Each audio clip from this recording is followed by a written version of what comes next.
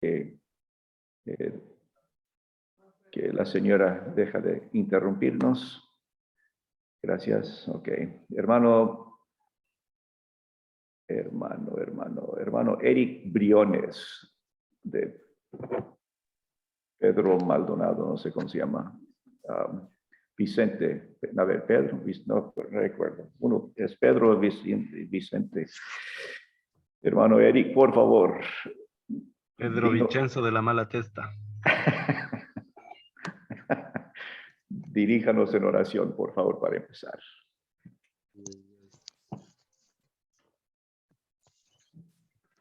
Buenas noches, hermanos. Vamos a orar, por favor. Te damos gracias, amado Salvador, por permitirnos estar aquí reunidos una vez más, por permitirnos, Señor, discernir más a profundidad tu palabra y las razones por las que creemos en ti, Señor. Gracias por la bendición de tener nuestro pastor y nuestros hermanos asistiendo. Te rogamos que todo lo que se diga y se haga sea para darte gloria y para darte honra. En el nombre del Señor Jesús. Amén. Amén. Muchas gracias. Tenemos esta noche dos sectas diferentes que vamos a hablar y no tiene nada de relación entre sí, pero no queríamos dedicar 2 horas a cada uno, así que vamos a dividir la clase entre 2 partes. Pero también quería avisarles que el próximo martes, 1 de febrero, vamos a tener la clase sobre Islam y tenemos el gusto de decirles, de avisarles que esa clase nos va a dar el hermano Scott Hudgens. El pastor Hudgens, algunos le conocieron cuando fue a Quito hace unos pocos años, para dar unas clases sobre la obra misionera transcultural, y también él dio esa clase aquí en el instituto y también dio esta clase de Islam. Él vivió varios años en Líbano y luego algunos años en Egipto. Él habla árabe, así se dice. Árabe. Y él conoce muy bien todo el sistema de Islam y es un amigo nuestro. Mi esposa le conoce desde que él era bebé, por si acaso. Somos medios famosos nosotros porque conocemos a personas famosas. Eso es chiste, tranquilos, no soy arrogante, solo doy apariencia de arrogancia. Pero Scott Hudgens es un gran amigo y nos ha ayudado en varias ocasiones y si van a querer estar el próximo martes y van a querer estar puntuales porque él necesita todo el tiempo posible, porque va a hablar de una introducción al Islam, que es un curso de todo un semestre. Y él lo va a hacer en 1 hora o 2 horas. Así que, por favor, estén pendientes de eso. Le pedí a Albino que invite también a las personas que no han tomado esta clase, que sí tomaron la de obra misionera transcultural, para que estén también para esta clase sobre Islam. Esta noche tenemos 2 diferentes sectas que vamos a hablar. La primera es el adventismo del séptimo día. Uno de las marcas de una secta, según un libro que leí hace muchos años, es que hace mucho énfasis en 1 o 2 doctrinas y como lo más importante de todo, y hablan solo de eso. Y esta secta llena ese requisito muy bien. El nombre, hablan de 2 cosas y que no falta importancia, pero hablan de esto como si fuera lo más importante de todo. El adventismo, predican la segunda venida de Cristo, y el séptimo día. Así que vamos a entrar a un poco de la historia Este grupo, los adventistas del séptimo día, tienen sus inicios en el siglo pasado, en el siglo XX, bueno, en el siglo XIX, en 1843. Fueron varias las causas por las cuales surgió el movimiento. Una cosa general, había un escepticismo acerca de la segunda venida de Cristo. Había muchos que no les importaba para nada, y eso fue parte del ambiente en que surge el adventismo.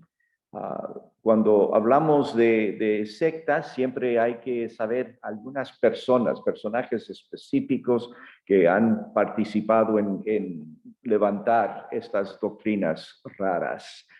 Guillermo Miller es la base del movimiento adventista. Él se convirtió al Señor, se puso a estudiar las Escrituras por 2 años, y haciendo algunas anotaciones y cálculos, llegó a la conclusión que el fin del mundo ocurriría en 1843.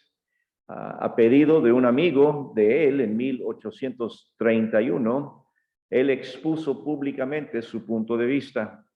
Recibió varias invitaciones para predicar y hablar del tema, y en 1834 se convirtió en predicador bautista a tiempo completo. Su tema en la predicación fue siempre la profecía y la segunda venida de Cristo.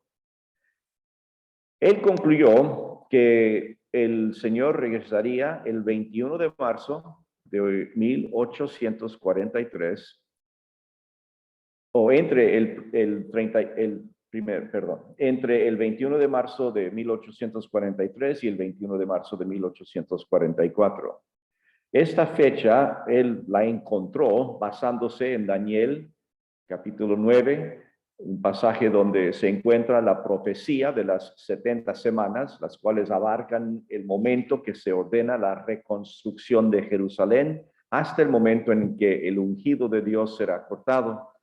El punto de partida escogido es el decreto de Artajerjes, cuando Esdras empieza su regreso a Jerusalén en el año 457 a.C.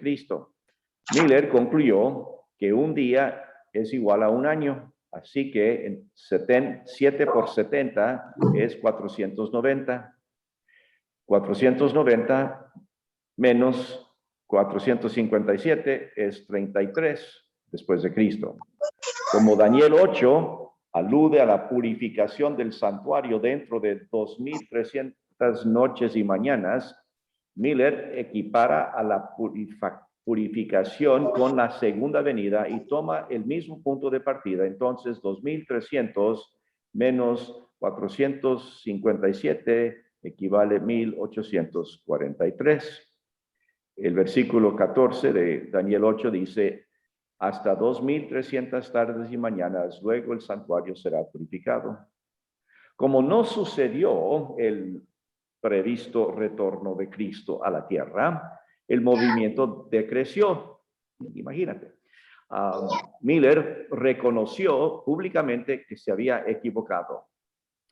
En 1844, Samuel Snow, un líder millerista, inició el movimiento del séptimo mes, y él dio una nueva fecha, el 22 de octubre de 44, que fue el día de expiación en el calendario judío.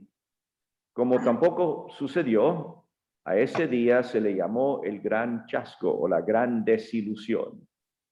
Muchos siguieron en el movimiento, pero otros abandonaron definitivamente el adventismo. Un grupo de milleristas se habían reunido en la casa de un hombre que se llamaba Hiram Edson para esperar el regreso de Cristo. Y cuando no sucedió, la mayoría quedaron desconcertados y regresaron a sus hogares. Pero Hiram mismo se quedó con un pequeño grupo a orar y meditar sobre tal evento. Luego salió de la casa y al atravesar un campo tuvo una visión en la cual vio a Jesús en el santuario celestial, pasando del lugar santo al lugar santísimo. Jesús había entrado al santuario celestial a purificarlo y a establecer un juicio investigativo a los creyentes. Esto fue y lo contó a varios líderes del movimiento, argumentando que Miller no se había equivocado en cuanto a la fecha, pero sí lo había hecho en cuanto al lugar. Entre varios grupos milleristas surgió uno en especial que demandaba que el día a guardarse era el sábado y no domingo. Era tanto el énfasis en cuanto al sábado que decían que guardar el domingo era una señal de la bestia. Presentaban el argumento histórico que había sido el papado quien había obligado a la cristiandad a reconocer el domingo como día de reposo. José Bates estaba a la cabeza de este grupo. Él era un ex marino que se dejó convencer por cierto grupo de personas que creían en la observancia del sábado. Mientras tanto, en 1827 nació en Gorham, Maine, una niña llamada Helen Harman o Ellen Harman, Elena. Cuando tenía pocos años de edad, ella recibió un fuerte golpe en la cara, afectando su sistema nervioso. Se unió al movimiento de Miller y luego del gran chasco de 44 ella tuvo su primera visión. En diciembre de ese año, ella vio a creyentes adventistas viajando por una senda esplendorosa hasta llegar a la ciudad de Dios. Jesús era el guía y el líder de ese grupo. Ese grupo crecía hasta que se convirtió en una gran multitud. Así Elena comenzó una vida pública de testimonio, consejo pastoral, enseñanza y escritura de libros. Entre los varios libros, los más populares entre los adventistas, El conflicto de los siglos, Profetas y Reyes, El deseo de las edades y Principios fundamentales. Se formó en Portland un grupo que se aglutinó en torno a esta persona porque reconocían que ella era usado por el Espíritu Santo en forma singular. Casi todos los fundamentos doctrinales del adventismo del séptimo día fueron alentados o inspirados en visión o por palabra de la señora White. En febrero de 45 tuvo una visión en la cual ella vio a Jesús entrando al lugar santísimo del santuario celestial, confirmando, interesantemente, la visión de Hiram Edson. El 7 de abril de 47 tuvo otra visión del lugar santo y luego del lugar santísimo del santuario celestial. Allí vio el arca con los 10 mandamientos y una aureola, una luz especial gloriosa, rodeaba el mandamiento referido al sábado. De todos los 10 mandamientos, la más importante era el sábado. Esta visión confirmaba la enseñanza de Bates respecto al séptimo día. Según el adventismo, el don del espíritu de profecía es una de las señales que identifican a la iglesia remanente. Reconocen que este don se manifestó en la vida y el ministerio de Elena de White. El adventismo sale de varios grupos con diferentes peculiaridades doctrinales. Algunos de estos grupos gradualmente fueron formando el moderno adventismo que nosotros tenemos en nuestro mundo ahora. Las bases fueron puestas por Miller, la visión del santuario celestial de Hiram Edson, que pone a Jesús dentro del lugar santísimo, y luego está la enseñanza de José Bates en cuanto al sábado, y todo fue confirmado en las visiones de la señora Elena. Como en toda secta y religión falsa, tenemos que ver su fuente de autoridad, porque allí es donde tenemos nuestras diferencias. El adventismo basa su autoridad en la Biblia y reconoce que solo el canon del Antiguo y el Nuevo Testamento son inspirados por Dios. Hasta aquí vamos bien. Pero afirman que los escritos de Elena White no son una añadidura al canon y que no son de aplicación universal, sino son para los adventistas del séptimo día. Pero en la práctica examinan mucho de la Biblia por los escritos de doña Elena. Muchas de sus doctrinas peculiares, específicas, tienen mucho más fundamento en los escritos de Elena que en la misma Biblia. Además, no reconocen el hecho de que la señora White pudo estar equivocada respecto a algún punto doctrinal. Así que eso pone a los escritos de Elena White como fuente de autoridad y de interpretación. Ella escribió más de 50 libros. Tienen allí la lista, no vamos a leer esa lista. Y no les sugiero que descarguen los libros en audio, tampoco.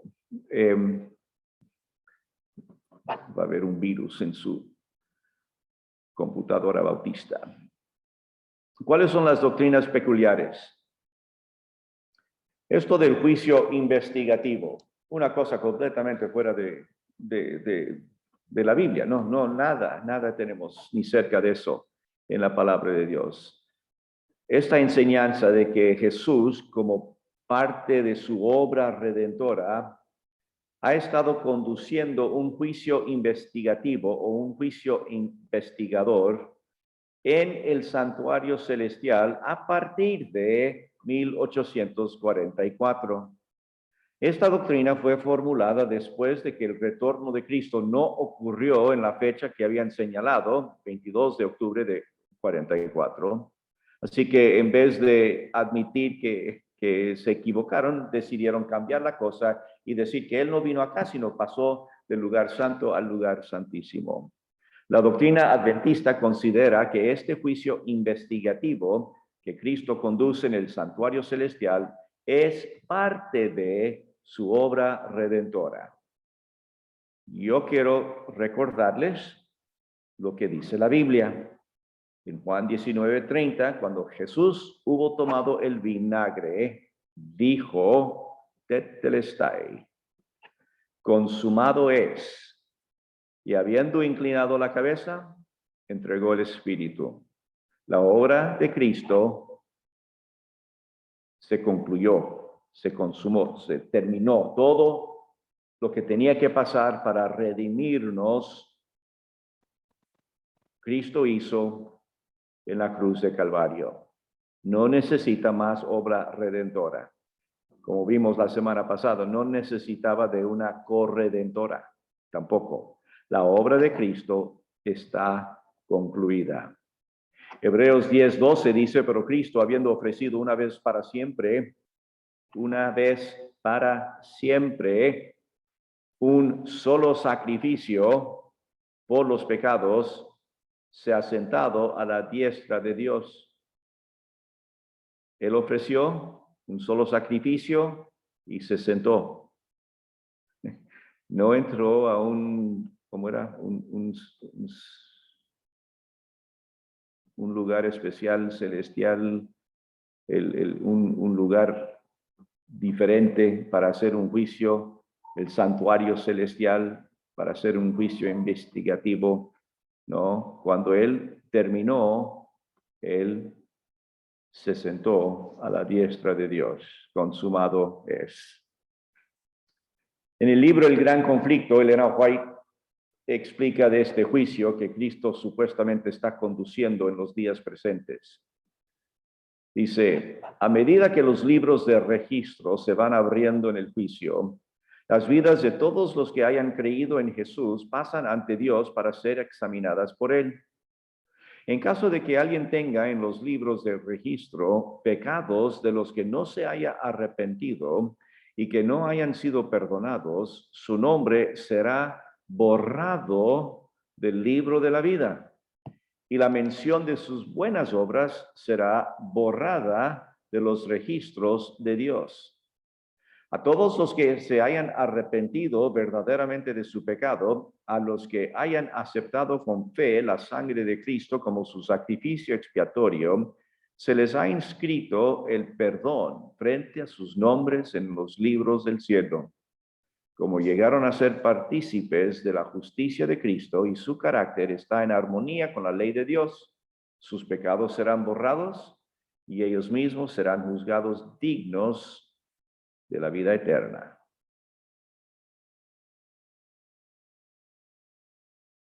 Cristo, habiendo ofrecido una vez para siempre un solo sacrificio por los pecados, se ha sentado a la diestra de Dios.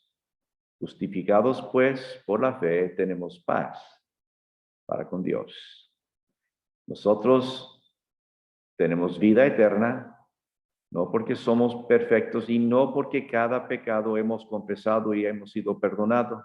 Nuestro pecado, nuestra pecaminosidad ha sido perdonada y tenemos paz con Dios.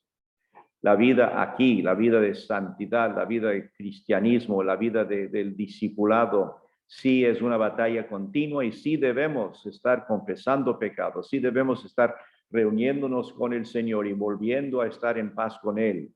Pero nuestra vida eterna no depende de que si dejamos un pecado sin haber confesado. Eso no está allí, pues, no está en la Biblia. El otro error de ellos, otra doctrina errada, es que Satanás es quien carga el pecado. Y se basan en Levítico 16. Voy a leerlo para que tengamos el trasfondo. Levítico 16, versículo 5. Y de la congregación de los hijos de Israel tomará 2 machos cabríos para expiación y un carnero para holocausto. Y hará traer a Aarón el becerro de la expiación, que es suyo, y hará la reconciliación por sí y por su casa. Después tomará los 2 machos cabríos y los presentará delante de Jehová a la puerta del tabernáculo de reunión. Y echará suertes Aarón sobre los 2 machos cabríos, una suerte por Jehová y otra suerte por Azazel. Y hará traer Aarón el macho cabrío sobre el cual cayere la suerte por Jehová y lo ofrecerá en expiación. Mas el macho cabrío sobre el cual cayere la suerte por Azazel, lo presentará vivo delante de Jehová para hacer la reconciliación sobre él, para enviarlo a Azazel al desierto. Según el Nuevo Diccionario Ilustrado de la Biblia, Azazel es el ritual levítico que establecía que el sumo sacerdote debía presentar delante de Jehová en el día de expiación 2 machos cabríos sobre los cuales echaría suertes, una suerte por Jehová y otra por Azazel. La única mención que la Biblia hace de Azazel está en Levítico 16, 8, 10 y 26. En la época de Cristo se dejaba caer a este macho cabrío desde una roca alta a un precipicio distante a 19 kilómetros de Jerusalén. No ha sido posible identificar exactamente a Azazel. Según la etimología del nombre, el significado principal es quitar, conducir hacia un lugar desierto o el mismo sitio desierto. Hay algunos para quienes Azazel significa el macho cabrío y otros que lo interpretan como un demonio o Satanás mismo. Estos 2 machos cabríos simbolizan 2 verdades importantes de la obra de Cristo. El macho cabrío al que se le mataba simbolizaba la justicia de Dios que debía ser satisfecha, y el macho cabrío que se soltaba en el desierto simbolizaba el perdón de Dios. El macho cabrío al irse por el desierto ejemplificaba el olvido de Dios de nuestros pecados. Ahora, los adventistas del séptimo día no solamente enseñan que el pecado todavía no ha sido expiado completamente, sino que también enseñan que Satanás tiene su parte en llevar nuestros pecados. En ese libro, El Gran Conflicto, cuando habla de la ofrenda por el pecado y el macho cabrío expiatorio mencionado en Levítico 16, Elena White dice: así como al quitar los pecados del santuario, el sacerdote los confesaba sobre la cabeza del macho cabrío emisario, así también Cristo colocará todos esos pecados sobre Satanás, autor e instigador del pecado. Satanás, cargado con la responsabilidad de todos los pecados que ha hecho cometer al pueblo de Dios, sufrirá finalmente la eterna penalidad del pecado en el fuego que destruirá a todos los impíos. Enseñan que así como el sacerdote, en forma simbólica, tomaba los pecados del pueblo y los colocaba sobre el macho cabrío de la expiación, así también la muerte de Cristo quitó los pecados del pueblo y finalmente los colocará sobre Satanás. ¿Qué dice la Biblia? Primera de Juan 2:2. Él, Jesucristo, Él es la propiciación por nuestros pecados. Y no solamente por los nuestros, sino también por los de todo el mundo. Él es la satisfacción de las exigencias justas de un Dios santo por nuestros pecados. Es lo que significa propiciación. Él, su muerte, pagó nuestros pecados. Juan el Bautista, en Juan 1:29, el siguiente día vio Juan a Jesús y que venía a él y dijo: he aquí el Cordero de Dios que quita el pecado del mundo. ¿Quién paga el pecado? ¿Quién quita el pecado? Es Jesucristo. Las Escrituras enseñan que Cristo cargó la pena completa de nuestros pecados. Él llegó a ser la propiciación, la satisfacción por nuestros pecados y por los pecados de todo el mundo. Él es el Cordero de Dios. Otro error es la aniquilación de los malos. Los adventistas del séptimo día sostienen firmemente la aniquilación de los malos. Esto es, los impíos dejarán dejarán de existir y que el castigo que sufrirán no será eterno. Mucho del peso de esta argumentación descansa sobre la enseñanza bíblica que Dios es amor. Su razonamiento arguye que si Dios es amor, no puede permitir que alguien sufra por toda la eternidad y que la existencia eterna sea prometida solamente al creyente. Es un pensamiento agradable, más suave, más tranquila. Pero no es lo que dice la Biblia. La Biblia dice en Juan 5:28, no os maravilléis de esto, porque vendrá hora cuando todos los que están en los sepulcros oirán su voz. Los que hicieron lo bueno saldrán a resurrección de vida, mas los que hicieron lo malo a resurrección de condenación. Apocalipsis 20, versículo 10. Y el diablo que los engañaba fue lanzado en el lago de fuego y azufre, donde estaba la bestia y el falso profeta. Serán atormentados día y noche por los siglos de los siglos. Y vi un gran trono blanco y al que estaba sentado en él, de delante del cual huyeron la tierra y el cielo, y en ningún lugar se encontró para ellos. Y vi a los muertos grandes y pequeños de pie ante Dios, y los libros fueron abiertos, y otro libro fue abierto, el cual es el libro de la vida. Y fueron juzgados los muertos por las cosas que estaban escritas en los libros según sus obras.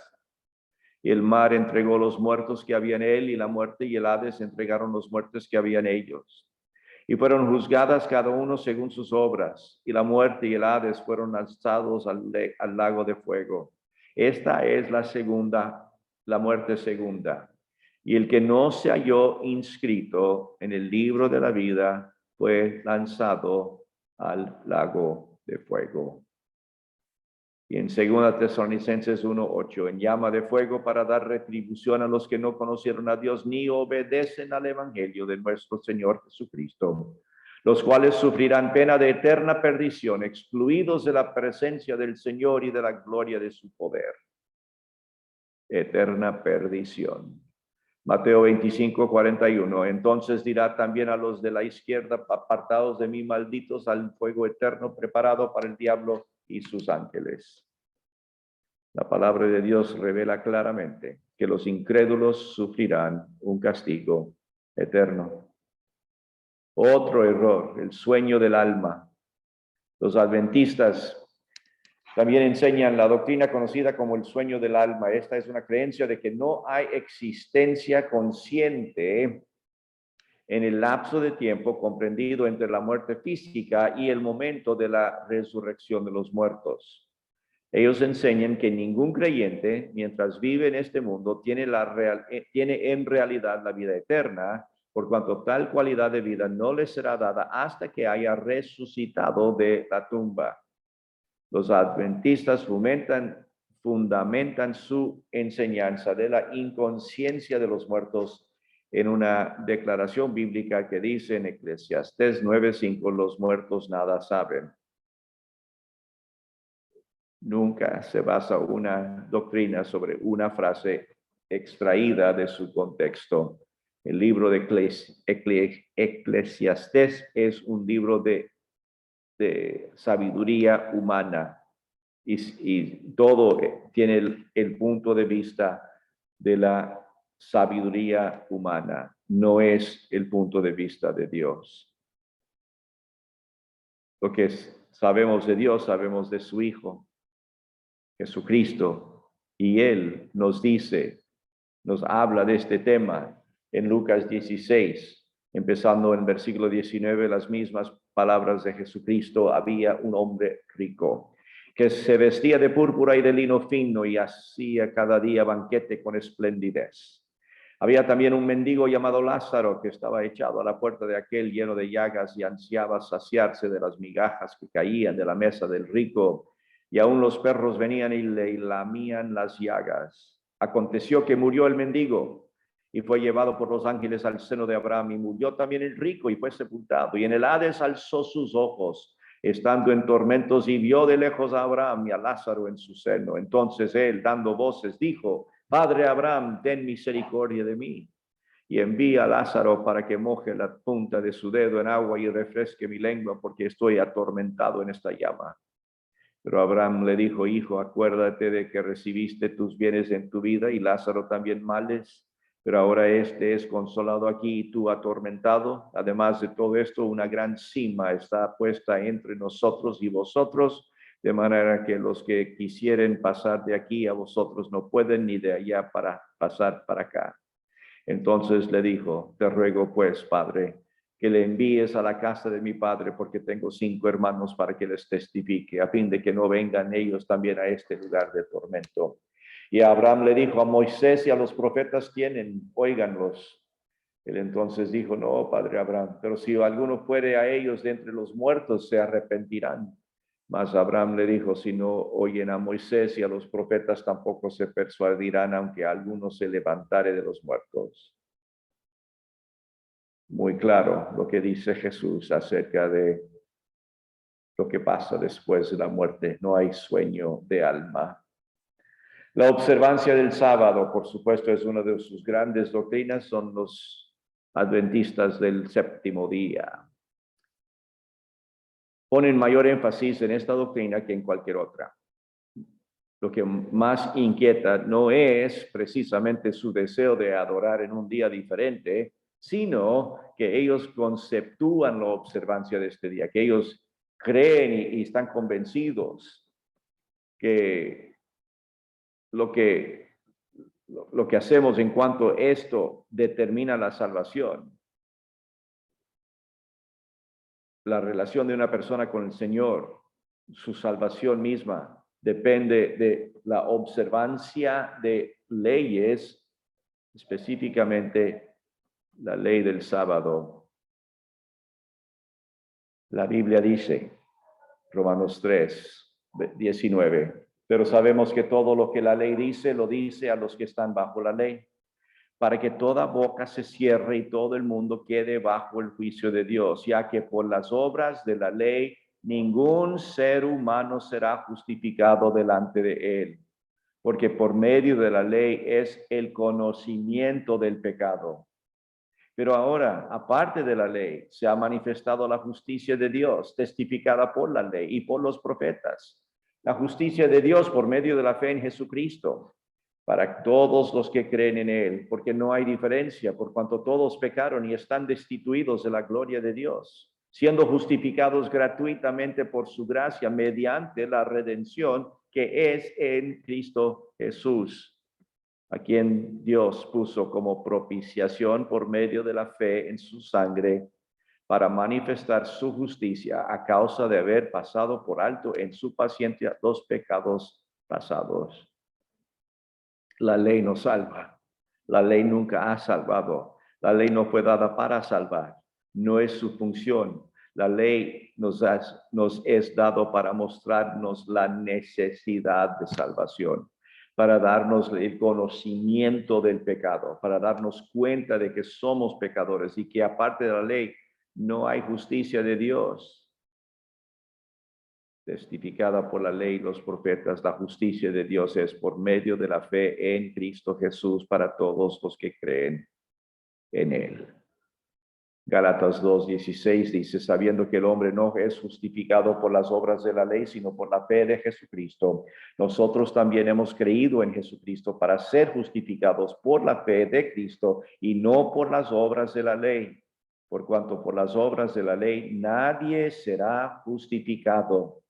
En toda la literatura adventista, uno encuentra que se recalca con énfasis y repetidamente que ellos creen y predican que la salvación es por la fe en Cristo.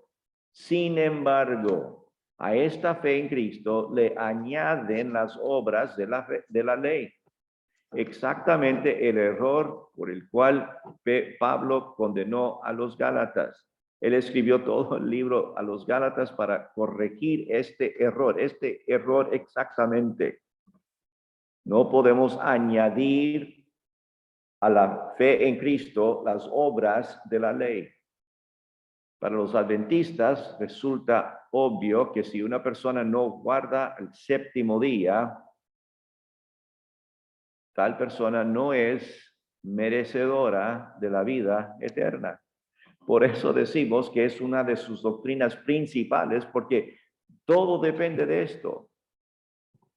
Ustedes han viajado en las carreteras del Ecuador y han visto las rocas grandes pintadas. Sábado, día santo. Especialmente cuando llegas cerca de Santo Domingo. Son muy fuertes para decir que el domingo no es santo, sino el sábado.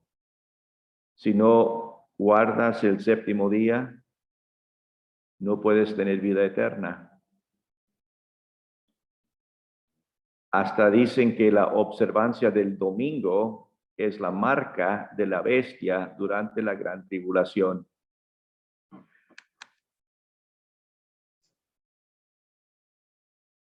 Mucha ley en cuanto a el adventismo.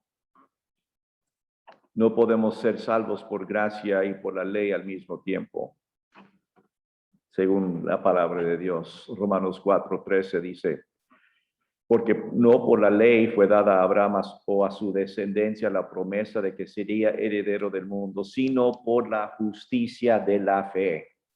14, porque si los que son de la ley son los herederos, vana resulta la fe y anulada la promesa.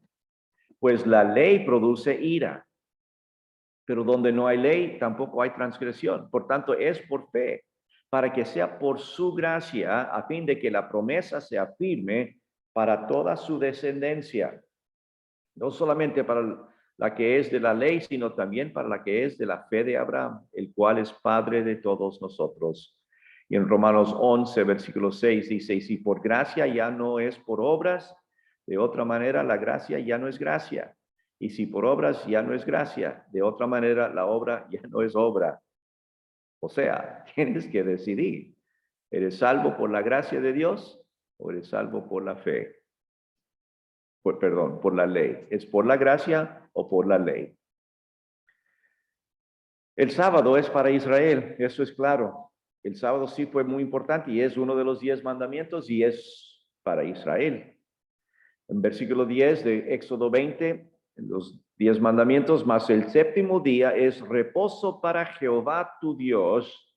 No hagas en él obra alguna, tú, ni tu hijo, ni tu hija, ni tu siervo, ni tu criada, ni tu bestia, ni tu extranjero que está dentro de tus puertas. En Éxodo 31, versículo 15, 6 días se trabajará, mas el día séptimo es día de reposo consagrado a Jehová. Cualquiera que trabaje en el día de reposo ciertamente morirá. Guardarán pues el día de reposo los hijos de Israel, celebrándolo por sus generaciones, por pacto perpetuo. Señales para siempre entre mí y los hijos de Israel, porque en 6 días hizo Jehová los cielos y la tierra, y en el séptimo día cesó y reposó. Las escrituras indican que el Sabbat jamás fue ordenado para los gentiles. Cuando Israel fue desechado, también lo fue la señal de Dios con dicho pueblo, que es el Sabbat. El sábado no es necesario guardar. En Marcos 2 dice, también les dijo, el día de reposo fue hecho por causa del hombre y no el hombre por causa del día de reposo. Por tanto, el Hijo del Hombre es Señor aún del día de reposo. Romanos 6, 14. Porque el pecado no se enseñoreará de vosotros, pues no estáis bajo la ley, sino bajo la gracia. No tiene dominio sobre ti, porque no estás bajo la ley, estás bajo la gracia. El concepto de descanso, el concepto de tener un día cada 7 días para descansar, es un concepto excelente y es saludable y es muy aconsejable. No debes trabajar 7 días a la semana, no debes trabajar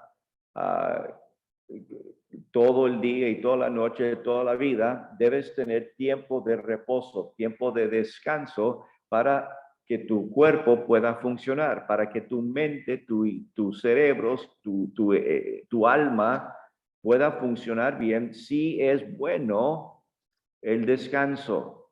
No estamos hablando de descanso, estamos hablando de poner el día del sábado, el sábado, como parte del plan de Dios para la salvación del gentil. No es así. El Nuevo Testamento enseña que para el cuerpo de Cristo, para la iglesia, los días especiales del Antiguo Testamento eran solamente un tipo, una sombra de las cosas que habían de venir. Por lo tanto, los creyentes no deben permitir que nadie les juzgue por días de reposo. Lo dice Colosenses 2:16. Colosenses 2:16. Por tanto, nadie os juzgue en comida o en bebida o en cuanto a días de fiesta, luna nueva o días de reposo. Todo lo cual es sombra de lo que ha de venir, pero el cuerpo es de Cristo. El Sabbat era la identificación de Israel. Tenía su propósito. Ya no es para el cristiano. El cristiano celebra a Dios en el primer día de la semana. En Hechos 20, versículo 7, Hechos 27, dice, el primer día de la semana, reunidos los discípulos para partir el pan, Pablo les enseñaba, habiendo de salir al día siguiente, y alargó el discurso hasta la medianoche. Estaban reunidos los discípulos como costumbre, el primer día de la semana, en conmemoración al día en el cual Cristo se levantó de la tumba. Los cristianos del Nuevo Testamento se reunían para la adoración en ese primer día de la semana. Pablo ordenó a los cristianos a poner aparte sus ofrendas para la obra del Señor el primer día de la semana. 1 Corintios 16. En cuanto a la ofrenda para los santos, hacer vosotros también de la manera que ordené a las iglesias en Galacia. Cada primer día de la semana, cada uno de vosotros ponga aparte algo según haya prosperado, guardándolo para que cuando yo llegue no se recojan entonces ofrendas. Las ofrendas en la iglesia eran el primer día de la semana, porque es el primer día de la semana cuando estaban allí celebrando la resurrección de Jesucristo. No tratando de cumplir una ley del Antiguo Testamento para salvarse. Ya estaban salvos, ya tenían paz con Dios, ya tenían justificación y se reunían para celebrar la resurrección de Jesucristo. Cuando hablamos de los errores de las diferentes sectas y religiones falsas, tenemos que tener cuidado en nuestro discernimiento, en nuestro juzgar. Pero tenemos que ser fieles a las Escrituras, más que nada. Yo sé que hay algunos evangélicos, algunos líderes evangélicos, que consideran a los adventistas del séptimo día como siendo hermanos evangélicos. Usan la misma Biblia, usan los mismos himnos, usan las mismas canciones. Hay grabaciones de ellos en el internet y cantan muy bonito nuestras canciones. Pero eso no es suficiente. Sus enseñanzas acerca del pretendido juicio investigativo, el papel que juega Satanás en cargar con nuestros pecados, son más que suficientes para mostrar que el evangelio del adventismo del séptimo día es diferente del evangelio enseñado en las Sagradas Escrituras. También es necesario entender que ellos tienen muchas otras reglas, ¿no? En cuanto a qué se puede comer, cómo se debe vestir, cómo se debe portar. Hay mucha dependencia de la ley del adventismo del séptimo día. Tengan mucho cuidado. Es una secta falsa. La otra secta que nos toca esta noche lo tildamos como solo Jesús.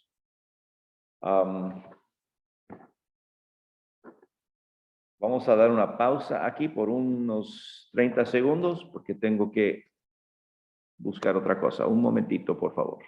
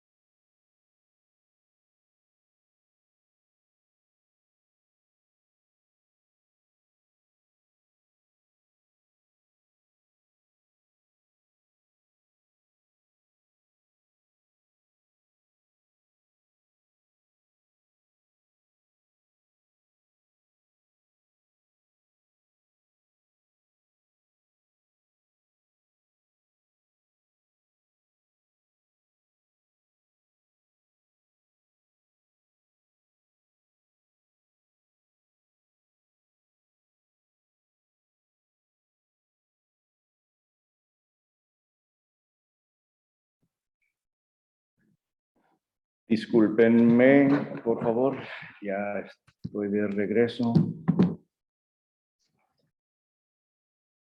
Si me escuchan, Sí, pastor. gracias. Sí está Ya, fuerte. gracias. Ok. Cuando hablamos de solo Jesús, es como una variación del pentecostalismo. Es interesante porque I hear your noise.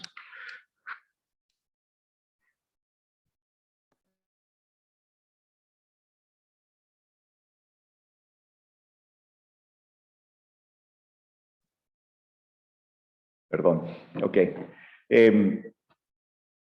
No sé si se han dado cuenta, el autor del libro de sectas que hemos usado allí en el instituto es por el pastor Pablo Hoff, que es un pastor eh, creo que es de las asambleas. Así que él es pentecostal, pero él es trinitario, no es unitario como dicen ellos. El término solo Jesús, según él, se refiere a un grupo de iglesias pentecostales que no aceptan la doctrina de la Trinidad y bautizan en agua solo en el nombre de Jesucristo. Ahora, todos los Jesús solo o solo Jesús son pentecostales o carismáticos por las otras doctrinas que también tienen, pero por supuesto no todos los pentecostales o carismáticos son Jesús solo. A veces también se utilizan la palabra apostólico como para identificarse, porque ellos bautizan, según ellos, como los apóstoles, por las referencias en Hechos donde dice que bautizaron en el nombre de Jesús. Dentro del grupo grande de solo Jesús, también hay grupos pequeños, hay grupos que enfatizan ciertas doctrinas más que otras. Hoff dice en cuanto a la historia, en el siglo III surgió una doctrina nueva respecto a la deidad. Sabelio, que era un presbítero de la iglesia en el norte de África, afirmó que Dios no es trino, sino que Jesús es Jehová, la única persona de la deidad. Según él, los términos Padre, Hijo y Espíritu Santo eran tres nombres que se referían al mismo ser divino, y dicha doctrina fue condenada y desapareció enseguida. En 1913 surgió de nuevo esta doctrina sabeliana. Durante un culto de bautismo en California, un predicador observó que los apóstoles siempre bautizaron a sus convertidos en el nombre de Jesús y nunca emplearon la fórmula trinitaria en nombre del Padre, del Hijo y del Espíritu Santo. Juan Shepe, un predicador pentecostal, al oír estas palabras, pasó la noche en oración y tuvo una revelación sobre el poder que hay en el nombre de Jesús. En el campamento donde se encontraba, los pastores presentes estudiaron el asunto en el libro de los Hechos y llegaron a la conclusión de que el verdadero bautismo tenía que ser hecho solamente en el nombre de Jesús. Los de solo Jesús no deben ser clasificados ni como arrianos, los que niegan la deidad de Cristo, ni como unitarios que creen que solo el Padre es Dios, porque ellos sí afirman la divinidad de Cristo.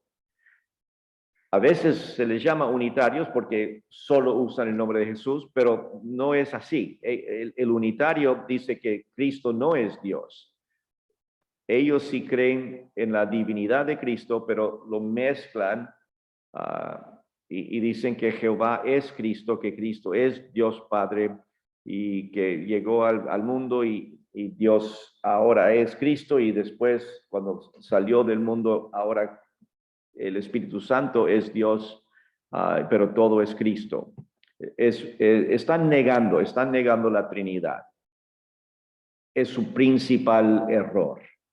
No que bautizan en el nombre de Jesús. El error es que niegan la existencia de la Trinidad. En Mateo 3, versículo 13, la Biblia dice, entonces Jesús vino de Galilea a Juan al Jordán para ser bautizado por él. Mas Juan se le oponía, diciendo, yo necesito ser bautizado por ti, ¿y tú vienes a mí? Pero Jesús le respondió, deja ahora, porque así conviene que cumplamos toda justicia. Entonces le dejó. Y Jesús, después que fue bautizado, subió luego del agua, y he aquí los cielos se fueron abiertos, y vio al Espíritu de Dios que descendía como paloma y venía sobre él. Y hubo una voz de los cielos que decía, este es mi Hijo amado, en quien tengo complacencia. Aquí en este evento tenemos la presencia de la Trinidad. Tenemos Dios, el Hijo, Dios, el Espíritu Santo y Dios Padre, todos presentes a la vez en tres formas diferentes. Además, Jesús mismo habló y señaló la Trinidad en la forma bautismal, en Mateo 28, en la Gran Comisión. Tanto ir y hacer discípulos a todas las naciones, bautizándolos en el nombre del Padre y del Hijo y del Espíritu Santo. Y la misma historia de la iglesia lo afirma. La didaje, el manual de la iglesia, que se remonta probablemente al final del primer siglo, dice, ahora concerniente al bautismo, bautizad de esta manera, después de dar la enseñanza primeramente de todas estas cosas, bautizad en el nombre del Padre y del Hijo y del Espíritu Santo. Justino Mártir, que vivió del año 100 hasta el 165, dijo, son traídos los nuevos convertidos a un lugar donde hay agua y reciben de nosotros el bautismo de agua en el nombre del Padre, Señor de todo el universo, y de nuestro Salvador Jesucristo y del Espíritu Santo. Casi siempre, cuando hablamos de los Jesús solo, se equivocan también con los típicos errores de los carismáticos. Específicamente don de lenguas, señales, nuevas revelaciones. Ellos enseñan que hay tres partes de la redención. Lo que Cristo hizo por nosotros en la cruz, nosotros al recibir el bautismo del Espíritu Santo hablamos en lenguas y que siempre va a haber nuevas revelaciones. La Biblia dice en Romanos 5, versículo 1, justificados pues por la fe, tenemos paz para con Dios por medio de nuestro Señor Jesucristo. Justificados por la fe, no hablando en lenguas, no recibiendo otros dones, somos justificados por la fe y por esa fe tenemos paz con Dios por medio de Jesucristo. Los pentecostales Jesús solo creen que la salvación es por la gracia a través de la fe y que esa fe verdadera nos va a llevar al arrepentimiento, nos va a llevar a la sumersión en agua en el nombre de Jesucristo y nos va a llevar al bautismo del Espíritu Santo, y la evidencia siempre será el hablar en lenguas. Otros también enfatizan comportamiento santo, es decir, una santidad, una santificación actual completa, y tiene que ver con la manera de vestir, tiene que ver con la manera de peinarse, tiene que ver con conducta personal. Son los pentecostales de santidad, y hay los otros pentecostales de la obra terminada, que tienen otras enseñanzas como las que tienen los de Jesús solo, pero que la santidad es de ser puesto aparte para Dios. Estos no se dan cuenta que estas revelaciones extras, revelaciones que vienen después de las Escrituras, añadidas a las Escrituras, todos son falibles. ¿Recuerdan cuando Pablo estaba hablando de las profecías? Dice así mismo, los profetas hablen 2 o 3 y los demás juzguen. Aun cuando los que tenían el don de profecía tenían que ser juzgados por la congregación para ver si era verdad o no. Y la manera de saber si era verdad era ver si eran correctos, si lo que ellos decían se cumplía o no. Y cuando no, pues la profecía era falsa. No hay no hay mucha lógica en los Jesús solo. Hay en muchos, no sé si ustedes han visto en sus áreas de trabajo, en sus ministerios, personas de Jesús solo. Muchas veces se identifican como apostólicos y a veces no sabes que solo bautizan en nombre de Jesús hasta entrar más adentro. No dicen solo Jesús en el letrero, dicen apostólicos, pero muchas veces la iglesia apostólica es una iglesia de Jesús solo. Niegan la Trinidad y añaden todas esas otras cosas a la salvación. No es solamente por fe en Cristo, es por fe en Cristo, por el bautismo en el Espíritu Santo, por hablar en lenguas, y tienen que añadir todas esas cosas. Y ya están mal, ¿no? Pero estos, a diferente de otros carismáticos u otros pentecostales, tienen la distinción de negar la Trinidad. Hay muchos pentecostales, asambleas de Dios, carismáticos, que tienen los otros errores de los carismáticos, pero sí creen en la Trinidad. Y sí bautizan en el nombre del Padre, del Hijo y del Espíritu Santo, porque saben que existe Dios en 3 personas.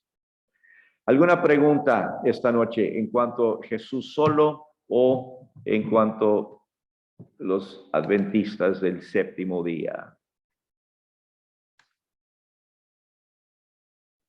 Va a hacer una consulta. ¿Y los que dicen que no celebran Navidad? ¿Qué es ahí? ¿Qué son ellos? No, o sea, una vez vinieron aquí a la iglesia, el momento que vieron decoración navideña se fueron, o sea, no sabíamos quiénes eran. Cuando vieron Navidad, Ya. fueron. A veces, bueno, los testigos de Jehová no celebran Navidad. Hay algunos cristianos que dicen que la Biblia dice que debemos recordar la muerte de Cristo, pero nunca dice que debemos recordar el nacimiento, y hacen gran escándalo sobre eso. Y es verdad, nunca dice debes tener un árbol y debes dar regalos el uno al otro, pero no por eso es pecaminoso celebrar la encarnación, ¿no? Así que sí hay algunos cristianos que están en contra de Navidad, y se nota porque están muy tristes. Los que creemos en Navidad, los que celebramos, estamos más felices. Amén. O a veces decepcionados cuando no recibimos lo que pensábamos que merecíamos.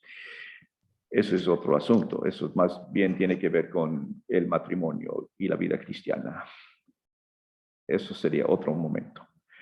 Oye, la verdad es que los testigos son los que niegan cualquier fiesta, niegan Navidad, pero dentro de nosotros mismos, dentro de los cristianos, hay algunos que también, pero no creo que es una doctrina principal de una secta en sí, pero sí puede haber, puede ser, es que cuando niegas, cuando te sales de lo ortodoxo, de lo que dice la Biblia, tienes la tendencia de llegar a donde quiera, ¿no? Así que no sabría decir quién fue el que vino, porque si un testigo de Jehová entra a una iglesia bautista, se da cuenta enseguida, no es por Navidad. Así que probablemente fue un cristiano, puede ser un pentecostal o una persona muy estricta en su entendimiento de la vida cristiana, y alguien les dijo, alguien les convenció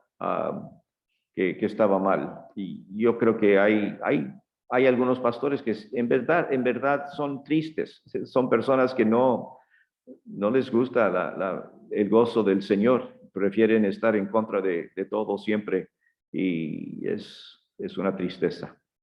Lupe, ¿cuál pregunta tienes? Muchas gracias, pastor.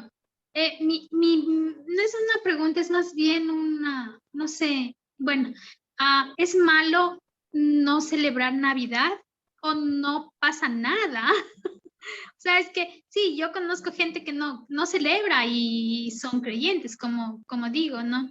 Y no veo nada de malo tampoco en que se celebre, pero tampoco veo nada en que no se celebre. No sé cuál es su perspectiva, pastor.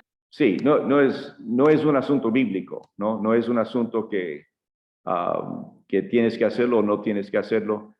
Me parece raro que hagan escándalo sobre algo que es celebrar la llegada de Cristo. Ahora, si tienes una Navidad sin Cristo, si tienes solo Papá Noel y solo regalos y solo pavo y tienes toda la celebración y no tienes nada que ver con el Señor Jesucristo, pues es una pérdida de tiempo y de dinero. Pero si estás celebrando en verdad la venida de Dios al mundo, yo no veo nada negativo con eso. Más bien la persona que está en contra debe algo le pica, y yo no lo entiendo. No, pero no, como usted dice, no es que está mal en su doctrina, pero algo está mal, algo, no sé qué. Quizá no sé. Esa es mi perspectiva, no tengo idea. Mil gracias. Lo siento. ¿Quién más? ¿Alguna pregunta? Pastor, quería comentarle que algunos pastores están en contra de las celebraciones también porque dicen que el origen de la adoración con el árbol viene de fuentes paganas. Entonces, Sí. por eso están en contra Sí, de los adornos navideños y de los árboles, de los regalos debajo de los árboles. sí. Y las luces y todos los demonios que ven atrás de todo eso. Sí, y la verdad es que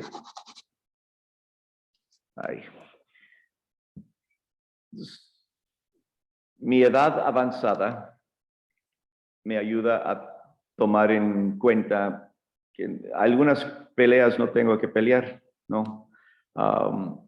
Yo no voy a insistir que nadie tenga un árbol de Navidad.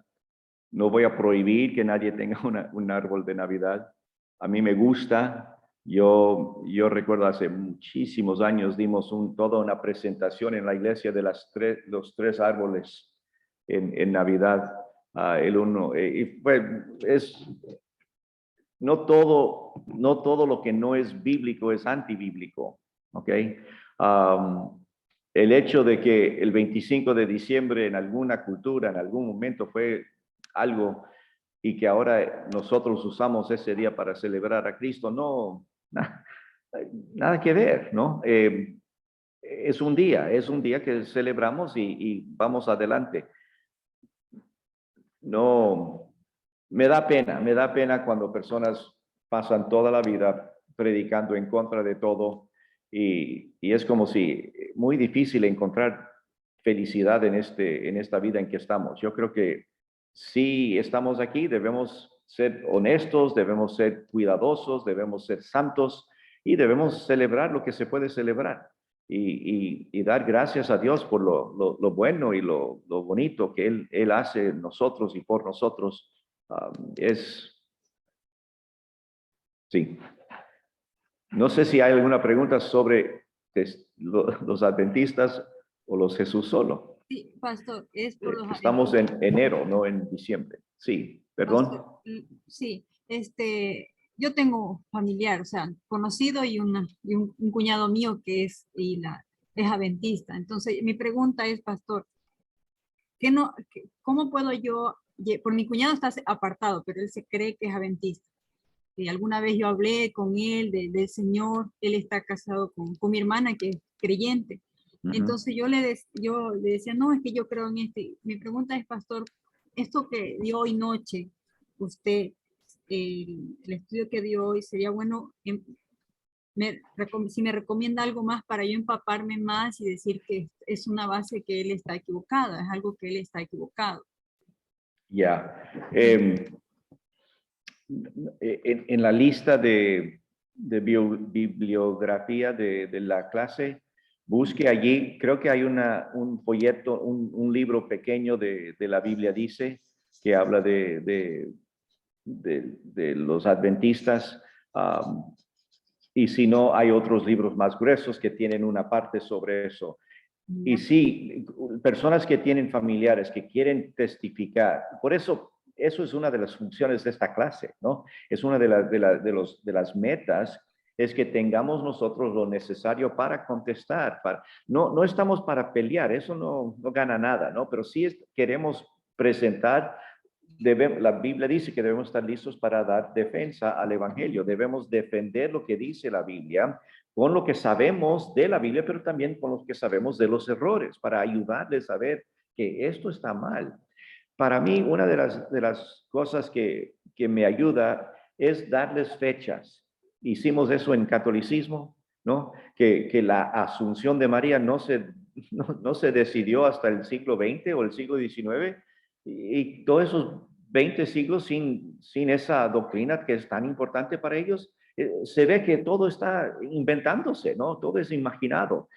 Nosotros tenemos la fe una vez dada, tenemos la palabra de Dios, que es la autoridad que tenemos, pero poder mostrarles que antes de 1840 no había nada de estas cosas fuera de lo normal, de lo racional, y que dan la gran profecía que va a venir Jesús y luego no viene y tienen que cambiarse de opinión, pero la gente sigue como si nada. Así que yo creo que solo darles los datos ayuda mucho, pero la manera que hacemos también es muy importante.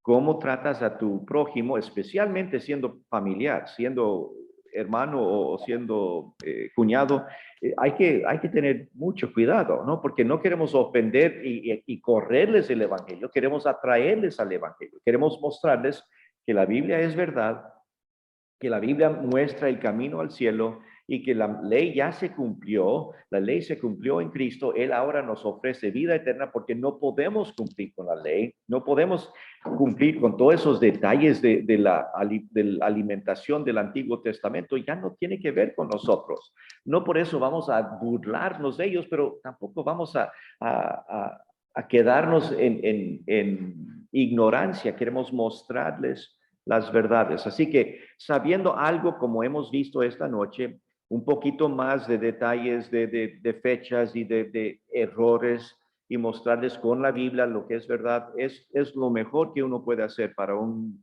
pariente o un amigo que está en este error. Es importante la actitud, es muy importante la actitud nuestra al hablar con ellos. Gracias, pastor. A la orden. ¿Alguien más? Buenas noches, pastor. Yo por hacer un comentario. Yo tenía una amiga adventista en el hospital y cuando nos tocaba hacer turnos los sábados, entonces yo le pregunté cómo ella no iba, porque es su trabajo, ¿no? Ajá. Y entonces ella me comentó que cuando ellos tienen que trabajar el día sábado, entonces todo lo que ellos ganen ese día tienen que ofrendarlo. Entonces así es como justifican o sea, no sé, es como una paga, no sé, Sí, sí. Por haber trabajado el día sábado, ¿no? Entonces, eso sí me llamó muchísimo la atención. No sé si les impone el adventismo eso así como tal o lo hacen personalmente. Sí. Nunca he oído eso antes. Me parece una muy buena idea. Y espero que Eric, cuando hace su cosecha, sea el domingo para que entregue todo al Instituto Bíblico, a la iglesia. Y no. Es interesante, no había escuchado, pero sí suena en la forma de ellos, suena como razonable, ¿no? Yo creo que también te motiva a pedir que no te den turno el domingo, porque no ganas nada y tienes que entregar todo y además llegas al lunes muy cansado. Pero sí sí suena como una adaptación, ¿no es cierto? Como vamos a compaginar las cosas, porque sé que no tengo que trabajar. Hay cristianos que rehúsan trabajar los domingos, no van a trabajar para nada como si fuera la ley.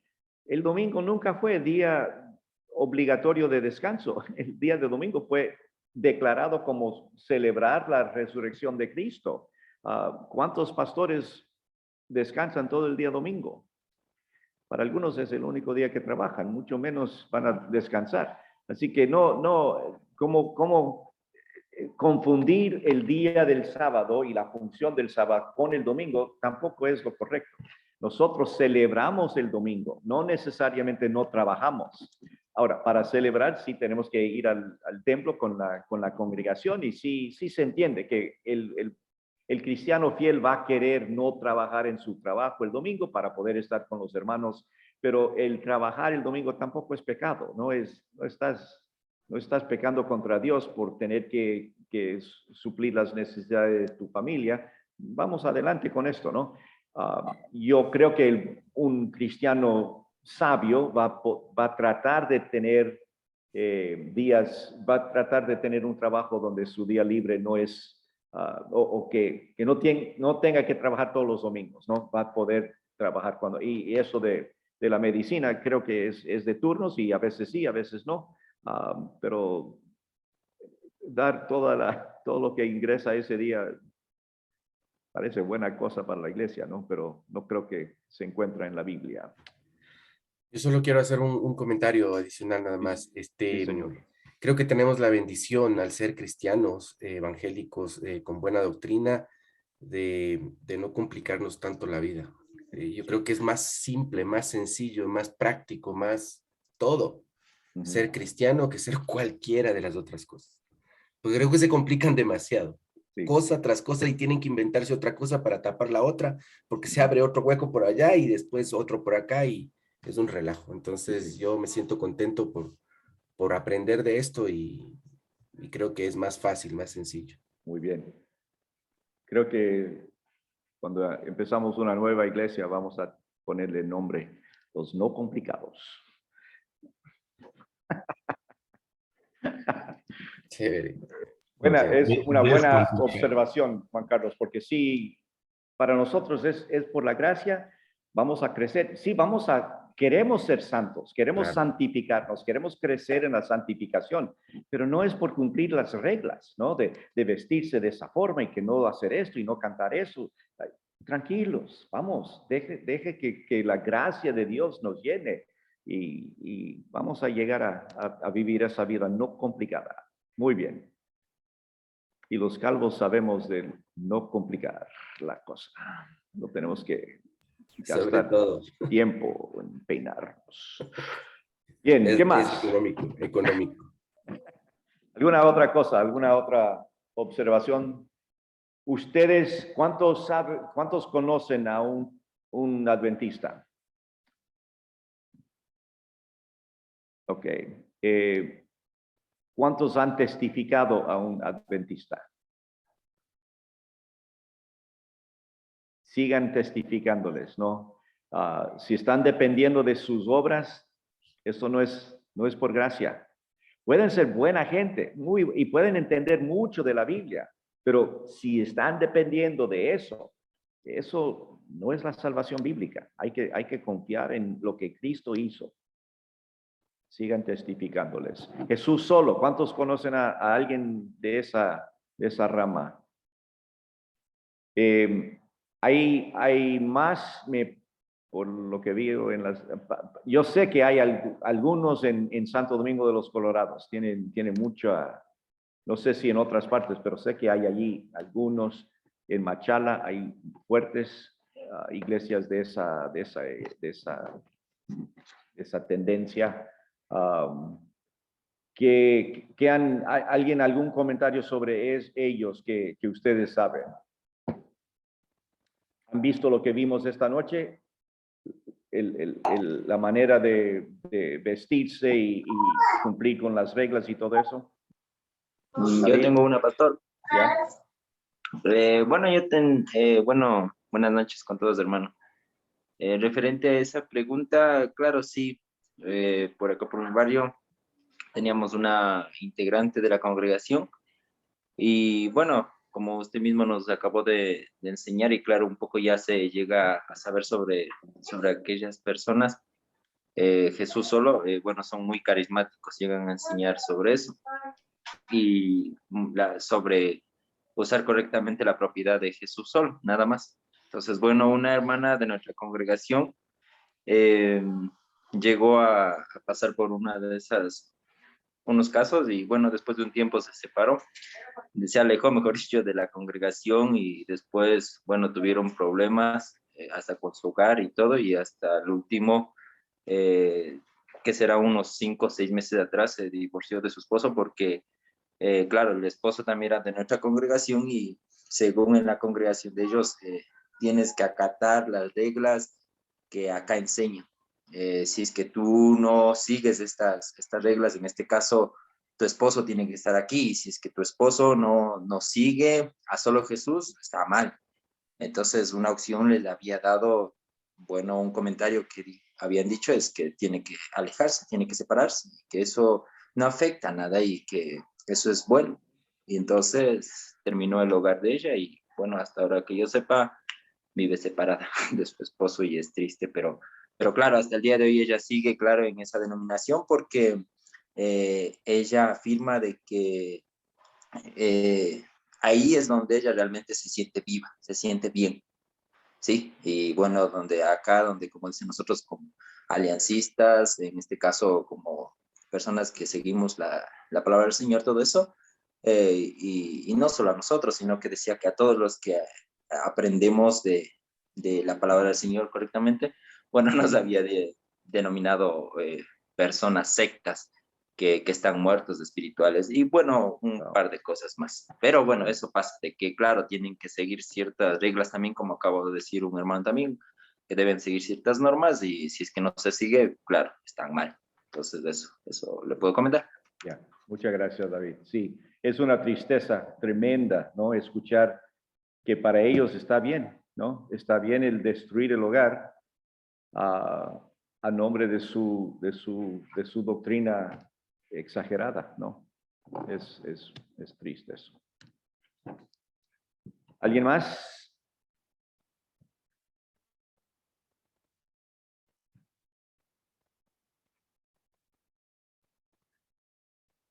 Muy bien. ¿Al final llegó la luz a Atena o todavía no? Sí, pastor, sí llegó. Sí. Ah, ya, qué bueno. Es por vivir allí en tierras lejanas, ¿no? En el monte. Muy bien. Muy bien. Qué bueno verles a todos. Gracias por acompañarnos esta noche. Espero que haya sido de ayuda. No se olviden la próxima. Si pueden llegar un poco temprano para que Scott pueda empezar justo a las 7:30, eso va a ser de mucha ayuda para que él pueda cumplir con todo.